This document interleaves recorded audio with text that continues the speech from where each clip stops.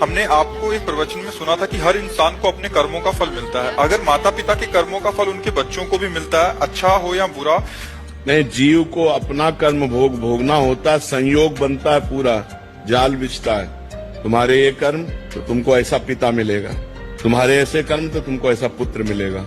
वो कर्म का पूरा विधान मिलाया जाता है और पूरा परिवार बनता है उस जाल में। ये माँ है, ये बहन है, ये भाई है, ये पिता है, ये रिश्ता है, ये नाता है। जिसको जितना भोग भोगना है उतना उसको दुख भोगना पड़ेगा।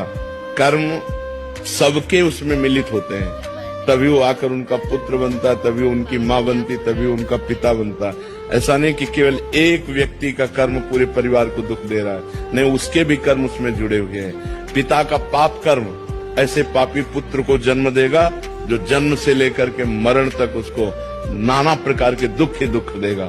पिता का पुण्य कर्म ऐसे पुण्यात्मा पुत्र को जन्म देगा जिसको बचपन से देखते हुए जवानी तक, मरते समय तक हृदय शीतल रहेगा।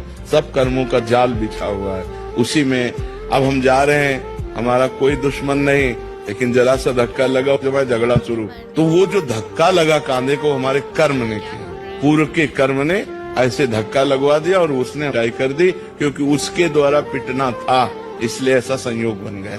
कर्मों का बड़ा सूक्ष्म स्वरूप है, उसका निर्णय करना बहुत कठिन है, वो तो केवल भगवान ही जानते हैं। सुनो भरत भावी प्रबल, बिलक कहो मुनिनाथ, हानि लाभ जीवन मरण जस अपजस विधि हाथ। वो विधान भगवान के हाथ में है। जब जहाँ जीव का जैसा कर्म होता है उसको भोगना पड़ता है, और वो एक कर्म के साथ बहुत से कर्म जुड़े हुए होते हैं। माता का कर्म, पिता का कर्म, भाई का कर्म, बहन का कर्म। तो अब एक ने गलती की और सबको दुखी होना पड़ा, उनको अपने अपने कर्मों का फल भोगना पड़ा।